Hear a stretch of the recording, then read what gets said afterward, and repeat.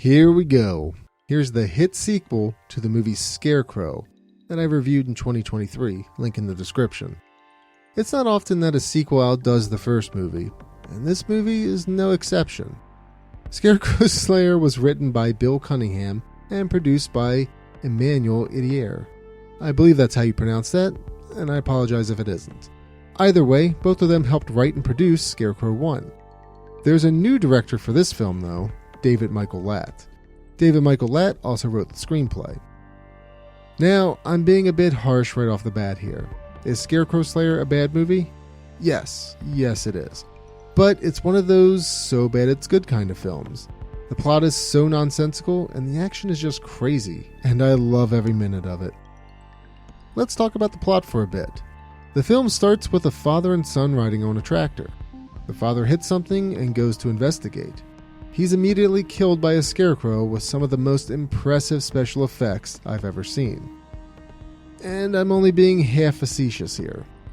The film makes use of green screens to achieve some of their effects, and it's pretty impressive, albeit jarring at times.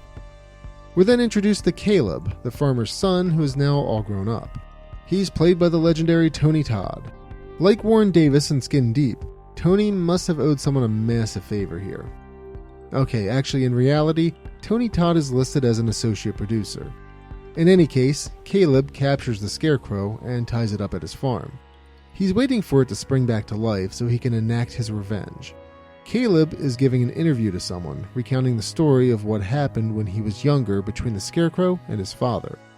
Unbeknownst to Caleb, a group of fraternity pledges arrive to steal said scarecrow as one of their initiation goals. Dave and Carl show up to the farm with Dave's girlfriend Mary and Mary's friend Judy. We get some back and forth between the group. Carl is weird, Mary wants Dave to move in with her, typical college stuff I guess. Dave and Carl go to the scarecrow, which alerts Caleb. Dave and Carl attempt to steal the scarecrow as a part of the fraternity dare. Apparently, the frat house also doubles as an ROTC. More on that in a bit though. Dave and Carl do manage to grab the scarecrow. Caleb sees that the scarecrow is moving and shoots it with a shotgun. Caleb fires again, killing Dave. Because Dave was killed next to the scarecrow, his soul transfers into it, sort of like what happens in Scarecrow 1. So, he becomes the Dave Crow.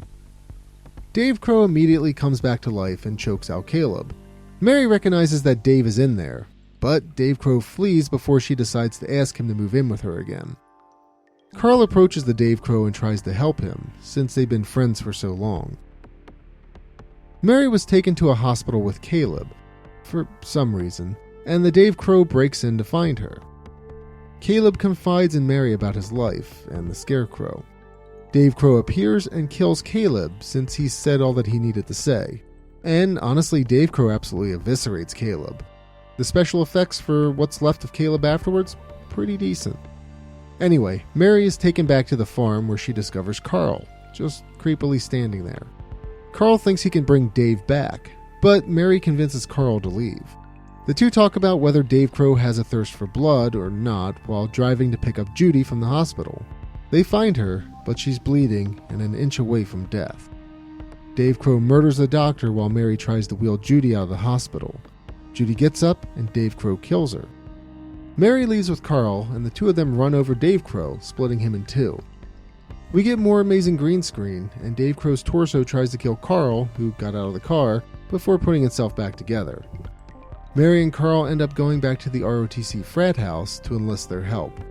They are no help in stopping the Dave Crow, but they do have an arsenal of weapons to use against him. Dave Crow pulls out his sweet martial arts moves and begins kicking ass and taking names. Oh, did I forget to mention Dave was a martial artist? Well, the movie only mentions it in passing before Dave and Carl grab the Scarecrow, so you'll have to forgive me. I guess Judy also mentions that Dave has like 100 black belts, but whatever. Mary starts making out with the head of the ROTC frat, and Dave Crow wasn't having any of that. He kills the frat member while Mary and Carl drive away. They all ultimately go back to the farm where Dave Crow has been assembling a new scarecrow to put Mary's soul into. Carl begs Dave Crow to take him instead of Mary so they can be friends forever. Dave Crow picks Mary and attempts to put her soul into the scarecrow. Carl then threatens to blow up Dave Crow with a rocket launcher, but then he decides he'd rather run straight into Dave Crow's scythe. Carl then has his soul transferred to the Scarecrow meant for Mary. That's right, he becomes the Carl Crow. Carl Crow and Dave Crow then fight to the death. Dave Crow wins because he's tired of being one-upped by another Scarecrow, but Mary ends up blowing him up with the rocket launcher. The end. And no, that's not a joke, that's actually how the movie ends. So yeah, Scarecrow Slayer isn't the best. It's another low-budget direct-to-video affair, but it's not without its charms. I already mentioned the green screen looking effects, and they're honestly not bad. Not great, but decent. The story is simple, but it works. It's basically another version of Scarecrow 1's story in that someone's soul becomes lodged into a Scarecrow. It might have been a cooler idea to have Dave try to cope with the change and try to figure out how to deal with it, and we do get scenes where Dave Crow looks as if he's contemplating his new existence. But Dave Crow goes right into murdering shortly after those scenes, so I guess that self-reflection didn't amount to much. I guess Caleb does tell Dave not to give in to the Scarecrow. How he knows that is beyond me, but I guess there's more going on here, and the movie leaves it to our imaginations. Yeah, let's go with that. The acting and action are where Scarecrow Slayer shines. Not because the acting is good and the action is memorable, but because they're ridiculously bad. Well, I take that back. Like I mentioned before, there is a point where the Scarecrow busts out some sweet martial arts, and it's fantastic. The acting falls into the so bad that it's good style to me. In fact, the film in its entirety falls into the so bad it's good category. Don't get me wrong though, I say the acting is bad, but Tony Todd is great. Unfortunately though, his acting just couldn't save the movie. While I'm harping on the action and the acting, one thing that I absolutely didn't like is the audio. It's honestly terrible. I could barely hear anything in the earlier scenes, and it didn't really get much better throughout the film. One thing that I will praise the movie for is the Scarecrow costume. It's top notch, and I honestly really like it. It doesn't really look like what's on the cover art here, but it's pretty good. Like I mentioned in my Scarecrow or Skin Deep review, this is the first movie from the Scarecrow series that I've rented from Blockbuster when that was still around. Like Skin Deep, I was attracted toward this movie because of the box cover, but I was let down by the movie itself. Again, this is before I really got into bad movies, so I didn't really care for it back then.